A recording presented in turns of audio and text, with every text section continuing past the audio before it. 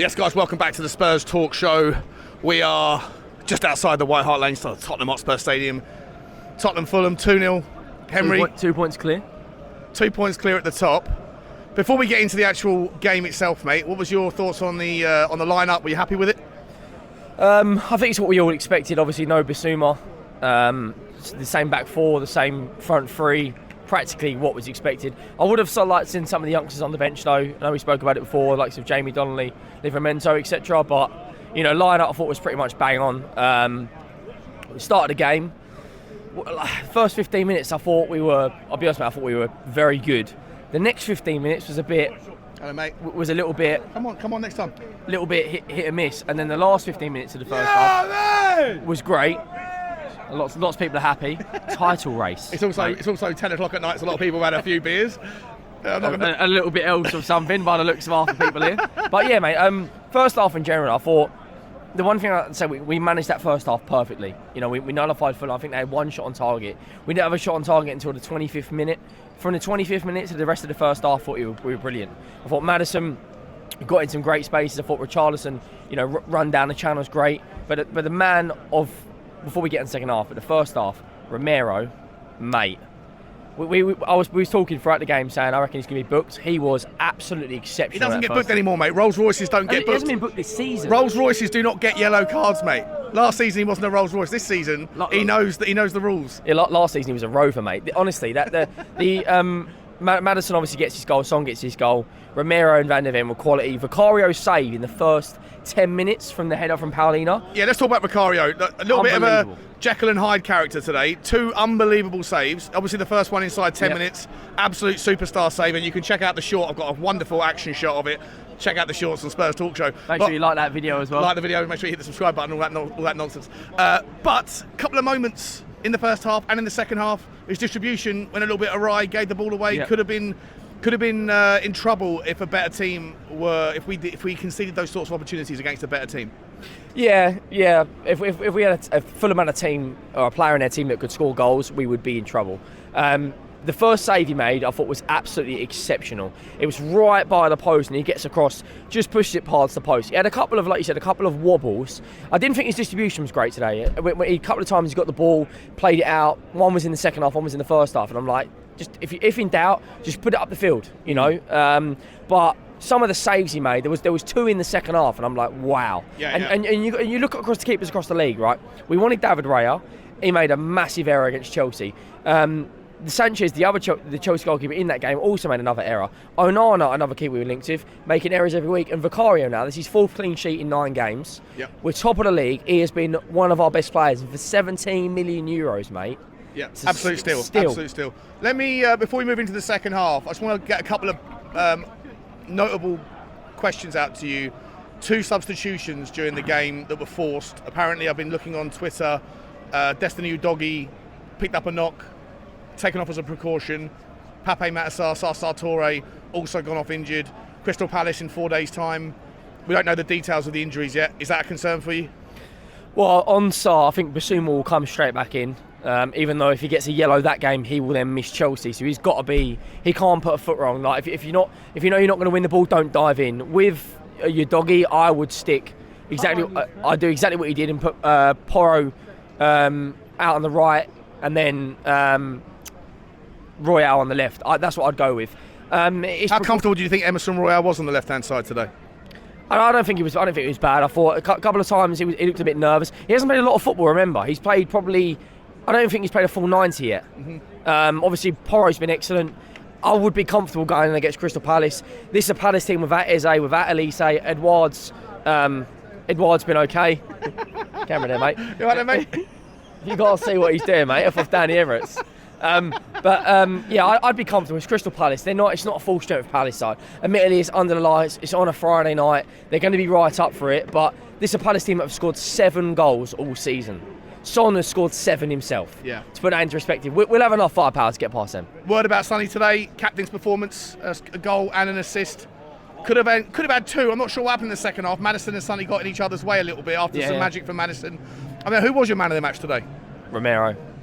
Sonny was great. His finish was absolutely sublime, and it was right in the corner. That's a proper strikers finished. Maddison did some good things, finally got a goal at home, but Romero was first to everything. He won every single one of his duels. He made 4 or 5 slide tackles at the back. His passing was very good. He was dribbling out from the back. There was one time where William was running right down the far side, so opposite the south stand, the far side. Romero just comes smashing into him, wins the ball, and the ball went out to Porro. I thought he was absolutely exceptional. And bearing in mind, I've been very critical on the likes of him and Kulusevski. Thought Kulu was very good today. Didn't get a goal or assist, but he does so much running. He's always playing a full 90. Yeah. Maddison and Son are the first two to kind of wrap them up in cotton wool, wrap them up in bubble wrap, and get them on. But I thought Kulu was very good again today. For me, Kulusevski, he's a massively divisive player. Certain people in the fan base, they look for his output, his contribution in terms of what's necessary and what you really look for in a right winger, goals and assists. Even though he does pop up with those sorts of things, ultimately I think we all agree he's a little bit predictable. He always wants to cut in, but the stuff that he does as a teamwork mentality monster, he runs for 90. He's always got a little bit more in his locker. I think that he's such a valuable part of the squad, no? Yeah, 100%. I mean, his work rate is phenomenal. You think back to that Luton game, we played 45 minutes with 10 men, and we played a 4-4-1 up front, or a 4-5-0, and he was basically up front the whole game, and he worked his socks off. I think now we're knocking on the door, we need to see goals. Yeah. Now his work rate's been great. He's made lots of great runs. He's holding up the ball nicely. I thought him and Robertson was a very good battle. I like Robertson as an Robertson's a great yeah. Great I think he's got a lot of energy. He can get up and down across the ball. But I thought Kulu was very good. But that front three. Well, before you summarise it, let me ask you about the other side of it, Richarlison. You know how on this channel, you know how I feel about him. I want the guy to do as well. Feel about him. I'm sorry, like another bad performance from me today. I just thought that he had so many chances. Just looked lackadaisical. He looked like he was absolutely shattered after about 60 minutes. Hands on his knees, wanted to come off. He was giving all the signals to sub. Didn't see Brennan Johnson until the 80th minute. I don't know. For me, I want to see something change in that position on Friday. I'd play Johnson against Palace. I thought when he come on, he looked like he's got a point to prove. Johnson on Richarlison. There was one chance where. He come in from the left hand side, opened his body up, went for to whip it towards the back corner, and he's put it like 15 yards over the bar. And I'm like, mate, £60 million now. Like you've scored. I think he's in his own head though.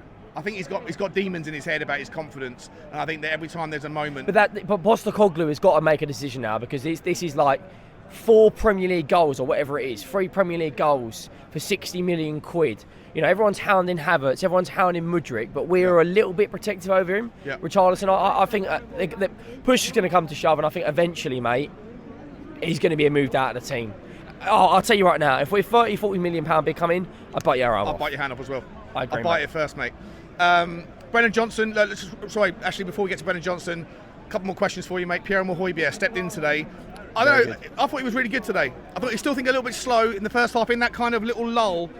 We picked up in the sort of second half of the first half, but I thought once we started getting into it, I thought he was brilliant. But I think at the start he was moving the ball around too slow, because I thought Fulham kind of compressed their entire team into about a 15-metre deep part of the pitch and went very narrow. And if that happens, the obvious solution is to spread the ball quickly to the width to break up that kind of box of a midfield. And I didn't think Højbjerg was doing that enough in the early minutes, but as the game went on, I thought he got a lot more comfortable. Thoughts? I thought Højbjerg was very good today, mate. You get a different type of game when you've got the likes of Bissouma. I thought he made 3 or 4 really good challenges. You get that little bit more leadership you get with him than you get with Bissouma. I wasn't impressed with his yellow card. No need to do that. Yeah, sloppy. It's breaking up play. I get that, and it slows the game down. But you know that he's got to brush that out. I thought the way that what you just said, the second half of the first half, he made one really good pass into Richarlison, which opened up for that shot.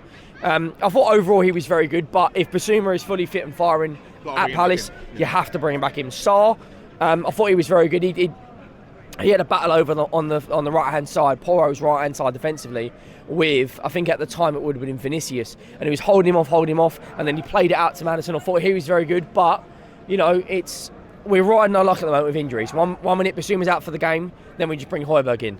If we've got an injury with your doggy, and that's a concern for me, considering we're going into Chelsea, Villa, and everyone knows how good Villa are at the moment, and then we've got Wolves away. They've just beaten City a couple of weeks ago. Oh, that's going to be Well, be let's tough. hope we don't know the severity of it. From what I've seen on Twitter, it's just a precaution. Final thoughts, mate. Final question on the players in the game. Brennan Johnson.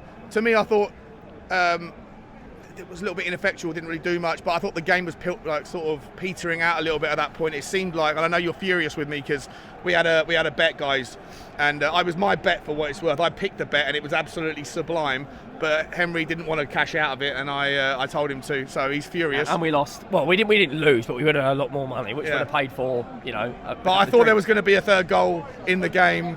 But literally after about 60 minutes, the game felt like it was just coming to nothing, wasn't it? Yeah, as soon as Maddison's second goal went in, Fulham were completely depleted. I think selling Mitrovic was a massive error.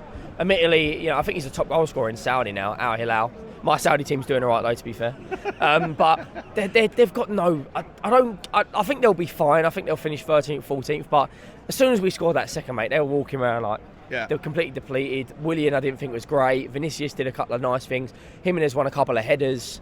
They brought on Kearney. They brought on a few others, but they're not in trouble. But they've got nothing, mate. Sadio Mane's hairline, nothing up top, zero strikers whatsoever. Like at the moment, that was just about game management for us. And now we've played, 9 games, 5 away, 4 at home, 4 clean sheets, top of the league. Son's the second highest scorer in the league on 7. Maddison another goal. First goal at home. That's mate, 5 goals, 3 assists for him. Sorry, 3 goals, 5 assists. Sensational return. Look, just last question. Looking forward to Crystal Palace. We're top of the league tonight. 2 points, top of the table. We can be 5 points ahead by Friday dinner, by Friday night. Does that say something against Crystal Palace? If we get the points there, do we start to put pressure on the others? Are we getting to that point where we can have a conversation, or is it still far too soon? Well, I said this conversation 3 games ago now. I said this at Liverpool. What is the difference between what we're doing, I said. But if we beat Palace, we can only play what's in front of us. All these rival fans are completely tapped saying, oh, you've only beaten relegated sides or whatever it is. But if we beat Palace, there's a lot of pressure on us tonight. Not because we're in a title race, quote unquote, but everyone else has played. City won, Arsenal and Chelsea both dropped points, Man United won at the end, Liverpool won. There's pressure on us to go out and win, and we won that with a clean sheet. Palace will be exactly the same. The whole world will be watching us. Friday night football, Selhurst Park, under the lights. We've got to go there. If we play like we did tonight, we'll win. Are we winning? Yeah, 3-0. There you go. Ladies and gentlemen, make sure you get over to Henry Wright TV and smash the subscribe button, and we'll see you on the next one. Come on, you Spurs.